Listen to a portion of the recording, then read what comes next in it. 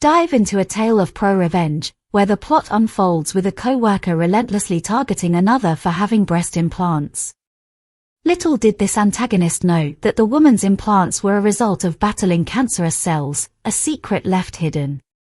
As the story unfolds, we enter a realm of cunning payback, akin to a reverse Uno game, where roles are cleverly reversed.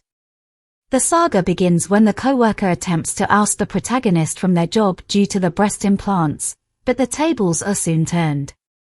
4 years ago, at the tender age of 24, the protagonist's life was struck by the cruel hand of fate. Their beloved mother succumbed to the ravages of breast cancer, a heart-wrenching loss. This tragedy wasn't isolated, it was a recurring theme in their family's history, with both grandmothers having succumbed to the same ruthless ailment. Haunted by the specter of inherited genes, the protagonist sought out a specialist for a life-altering screening. The results sent shivers down their spine. Cancerous cells lurked, ready to strike at any moment. Faced with this daunting reality, the protagonist was presented with a trilogy of choices. Option 1 loomed, offering regular screenings every 3 to 4 months, a relentless vigil against the encroaching disease. Yet, it promised a life teetering on the precipice of uncertainty, with the lurking risk ever so high. Option 2, the single mastectomy, beckoned.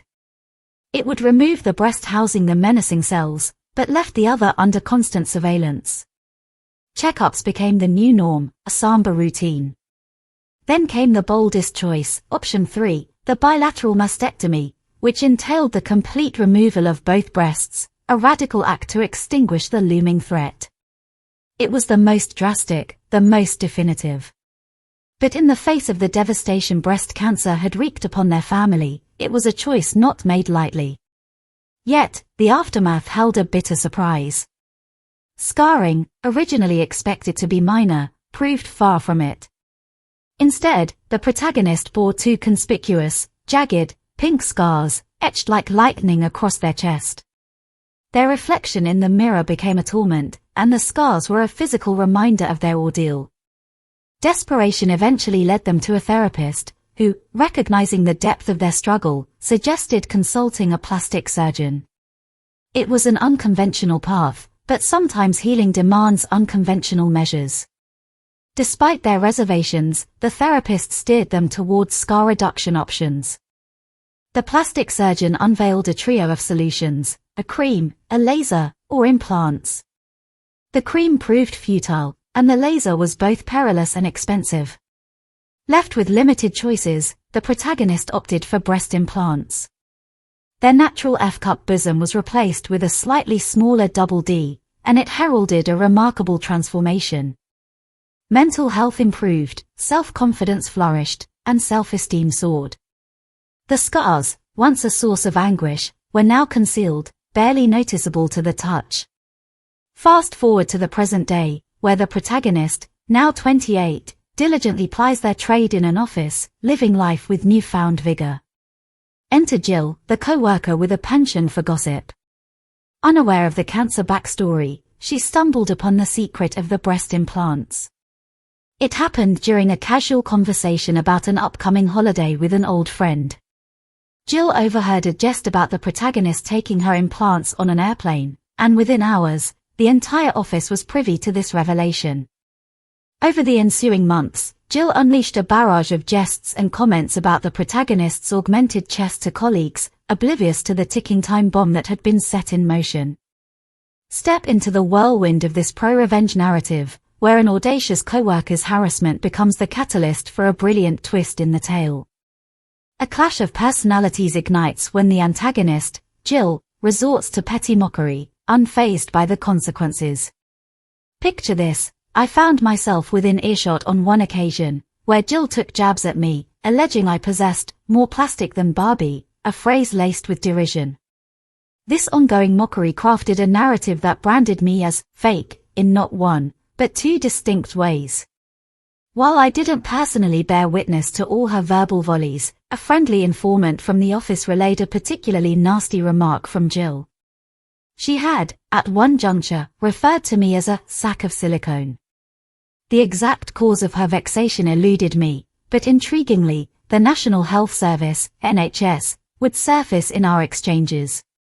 In her eyes, I surmised that she believed my breast augmentation was funded by taxpayers, care of the NHS. Little did she know that the NHS, a publicly funded healthcare system in England, had indeed played a part, but only in the initial mastectomy. As we rewind the narrative and venture back to those challenging times, my pleas for her to cease the torment reverberated throughout the workplace. Alas, the settings for our encounters seemed handpicked for privacy, elevators and the women's bathroom, where watchful cameras failed to protect me from her relentless comments. The barrage of comments about my appearance, particularly my breast implants, became an unwelcome routine, a dark cloud that persisted for 3 long months. Although I wouldn't classify it as daily torment, I'd consistently endure at least 3 cutting remarks per week. The turning point, the moment I could no longer bear this insidious behavior, arrived during a lunchtime gathering. I nonchalantly referred to something as shallow, a mere throwaway remark. In response, Jill delivered a jab that struck at the heart of my insecurities, proclaiming, "You'd know all about being shallow," all the while pointing accusingly at my chest. My breaking point loomed on the horizon. I snapped, words tumbling from my lips like shards of broken glass. I shared my personal history, the raw truth, how, a few years ago, medical professionals had discovered potentially cancerous cells lurking in my breast tissue. I'd undergone a mastectomy, but it left behind gnarly scars, a cruel reminder etched upon my chest. The scars were a source of endless torment, thrusting me into the throes of depression. The scars narrated a grim tale, one that rendered me unable to face my own reflection, a sight that evoked feelings of nausea.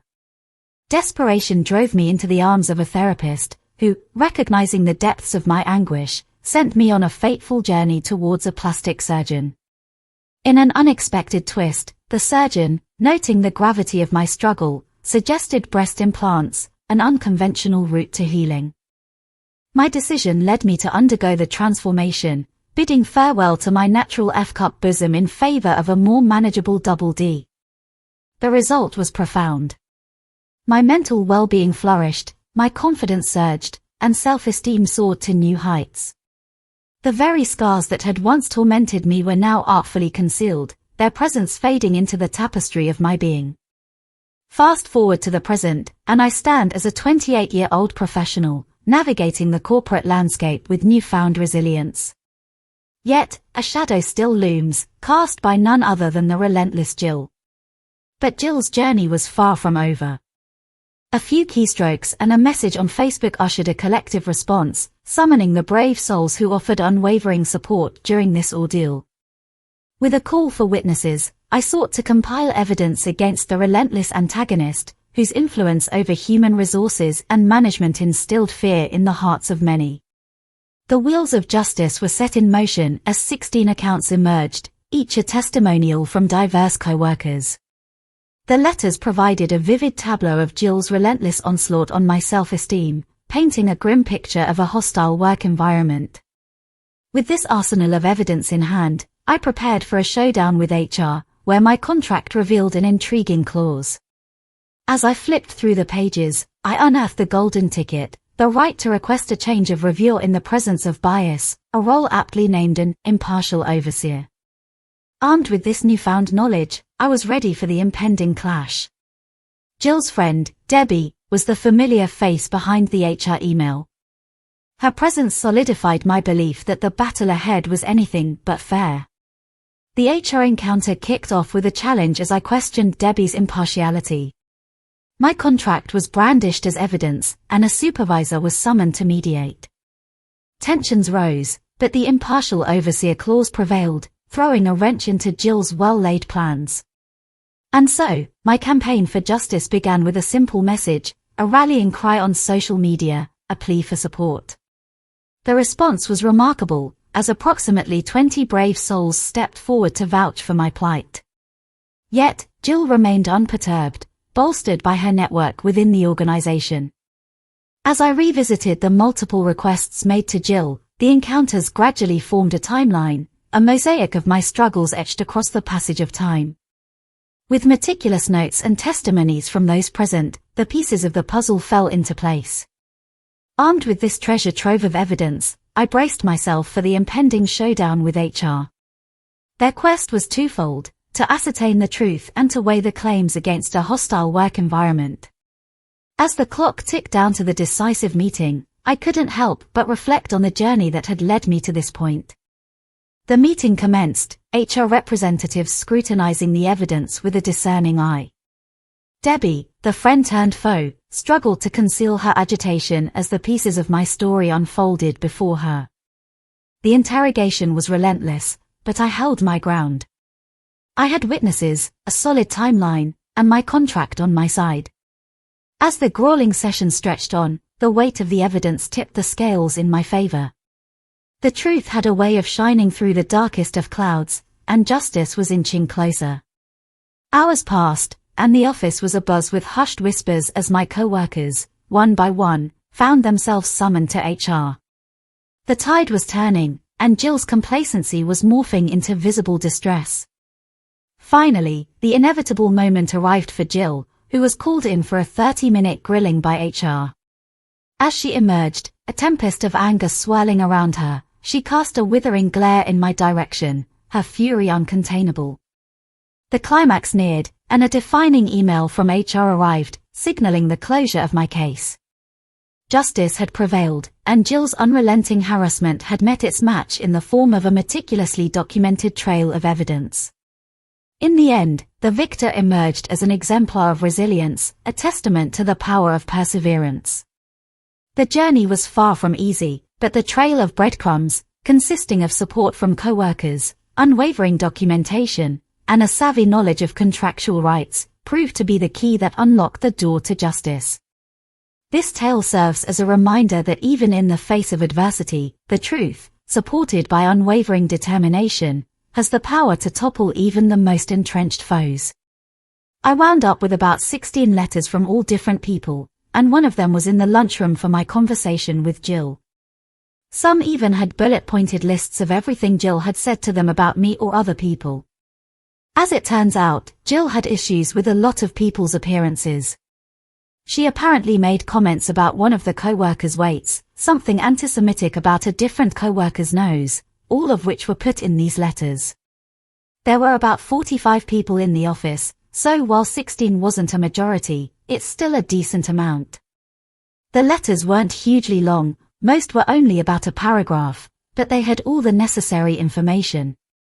I was asked to come to HR at 10 a.m. I took the letters from co-workers, the photocopy of the page of my contract, and my dates and times in a little folder with me. I got there, and Debbie was the one overseeing the interview. She got up from her desk, ready to lead me to another room. I immediately turned to the other HR worker that was currently there and said, "So is my meeting with you then?" Debbie said, "No, you're with me." I replied that this wouldn't sit well with me, as my contract states I have a right to an impartial overseer, and as I said this, I took the contract page out of my folder. Debbie read it, and I wouldn't let her take the paper when there was a shredder so close by. She said she could be impartial. I replied that I didn't mean to be a pain, but I had it on good authority that the person on the other end of this complaint is her friend, and my contract does say I'm allowed an impartial overseer. Debbie stomped off to get a supervisor. The supervisor asked how I know she can't be impartial, and I told him that I have it on good authority that Jill, who was on the other end of this complaint, is a close friend of Debbie. He asked Debbie if this was true, to which she only replied, "I can be impartial." The supervisor took a deep breath, asked the other HR rep to come with him, and the four of us all went to review the complaints. I thanked them for being so accommodating. I was worried I'd annoyed them. Debbie took out the complaint, and all three of them went through it with me. Debbie looked homicidal the entire time the interview was happening, as she had clearly anticipated firing me, or at least recommending me to be fired.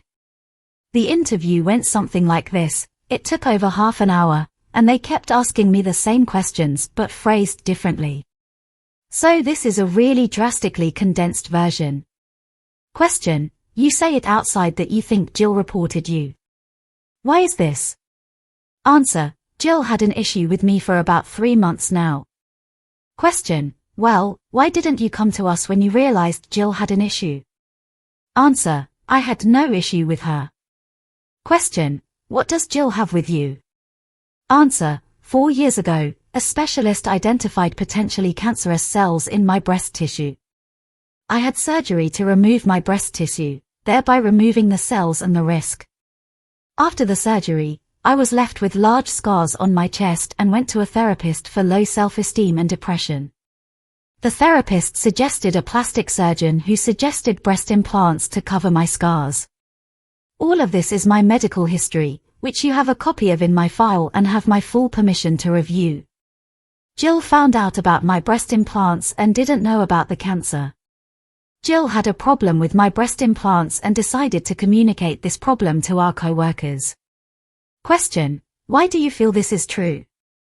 Answer: Here are 16 signed statements, all from different co-workers, all testifying that Jill told the entire office that I had breast implants on the day she found out and has since made comments about these implants frequently. They have quotes of what Jill said to them about it and rough dates and times. Question: Rough dates and times? Answer: No one knew this would be escalated to such an extent, so no one really took notes as to when exactly it happened. Question: What event or events do you think directly led to this complaint of harassment? Answer: For me, the harassment began when Jill told everyone about my breast implants without my consent. But as to the complaint against me, it would probably be what happened at about this time yesterday in the lunchroom. Jill made a comment about me being shallow while gesturing to my breast, and I replied, giving her an abridged version of my relevant medical history and ending with a comment about the importance of getting the full story. There are cameras in the lunchroom, so I'm sure you'll be able to find that conversation. I'll admit I could have handled the situation better, but after 3 months, I felt I had to put my foot down. Here is a list of names of people that were also present. There were 6 people at the table, including myself and Jill. One of those people is also in those letters and has written their account of the conversation and signed it. Question: Had you had a conversation with Jill prior to this regarding her comments about you? Answer: Several, spaced out over the last 3 months. Each time I communicated to her that I felt uncomfortable and upset with these comments she was making, and that I would appreciate it if she were to stop. Question: Was Jill made aware of your former cancer at any point in this time? Answer: No, it wasn't mentioned in the conversation with my friend she overheard. I didn't need to tell her because frankly it's none of her business, and I did not feel the need to detail my medical history to a co-worker. In order to avoid further sexual harassment. The climax unfolds with the supervisor rising from his seat, his words cutting through the tension like a surgeon's scalpel. Well, he declares, I think we're done here. His handshake, a symbolic gesture of conclusion, propels me back to my workstation with a cryptic promise: they'll reach a verdict after a thorough review of the collected evidence, letters, CCTV footage, medical history, and whatever other cards they hold up their corporate sleeves. Back at my desk, the anticipation and uncertainty lead me to open my CV, poised for the daunting restart of the job hunt. Time inches forward, and then, like clockwork, a co-worker who had contributed to the incriminating letter gets summoned by the all-seeing eye of HR. They re-emerge, their absence stretching for about 10 minutes, and in the subsequent chapters, other lunchroom witnesses follow suit, summoned individually as the ominous shadow of HR looms. With Jill conspicuously absent from this parade, all converge to relay the message that HR demands their presence. As the clock marches onward, those who penned the letters but were not physically present in the lunchroom are beckoned one by one. Time varies for each, some fleeting, some protracted, yet by the time the clock strikes 3:30 p.m., it appears that everyone who has put pen to paper or witnessed the lunchroom debacle has been subjected to hours' scrutiny. Jill's hour of reckoning finally arrives as she is summoned into the HR den once again. The pendulum of fate swings, and at 5 p.m., as daylight wanes and the office populace either departs or readies for departure, a tempestuous storm brews. Jill returns to the office, her gaze a tempestuous whirlwind directed squarely at me. She embarks on a crusade to share her version of events with anyone willing to lend an ear, spinning a tale where I, the protagonist, had orchestrated her downfall. Her stormy exit, an unwavering tempest of emotion, sees her packing her desk and disappearing into the elevator. In the epistolary aftermath, an email from HR announces the culmination of my case. As I reflect upon the whirlwind of events that have transpired, the importance of the meticulously documented evidence becomes strikingly evident. The narrative hinges upon the pivotal point that voices were raised and stories were told, breaking the silence that might have otherwise prevailed. While only a fraction of the co-workers were present during the lunchroom fiasco, a larger chorus of 16 voices rallied, recounting additional instances of ill-conceived behavior in the workplace. Yet, it is the intricate dance of time that stands out, where HR scrutinized not only the substance of the claims but the timing of events. The quest for precision met with the reality of approximate recollections, each instance shrouded in the fog of uncertainty. One can't help but ponder the hypothetical scenario where pinpoint-accurate timing might be viewed with suspicion, as if orchestrated from the shadows of deception. The irony, the paper trails of documentation, emerges as the hero of our tale, providing irrefutable evidence that serves as the nemesis of petty vendettas. In a surprising twist, the narrative takes a humorous detour with a bonus revelation: the unparalleled splendor of one's breasts holding the power to affect a colleague's professional fate. It's a revelation that transforms one's confidence into a superpower of remarkable proportions. The tale also interjects a potent reminder of the importance of archiving emails, the written accounts that often serve as the ultimate trump card in the intricate corporate game. As the curtain falls on this chapter, the moral of the story stands as a testament to the necessity of thorough documentation in the face of adversity and the unexpected twists that come when one dares to question the silence. As for Jill in the story, I cannot believe that she wouldn't know this would eventually lead to her getting fired. She probably had full confidence that her friend in human resources would cover her back and didn't know about this exception clause where she could petition to have an unbiased person from HR. They probably thought they had this whole thing in the bag, with Jill saying, "Oh, good. Well, I'll call my friend Debbie in human resources, and this is a done deal," not realizing how this would all get spun out. And Debbie didn't even answer the question if Jill was her friend, she just kept saying, "I can be impartial." So this whole thing was stacked against her. Luckily, the OP knew about this part of the contract, whereas I think a lot of people probably wouldn't have even realized that's an option, or maybe they don't even have that as an option. That might be unique to this specific job. But let me know what you guys would do if you are in this situation. Don't forget to drop a thumbs up, subscribe, and we'll see you in the next one.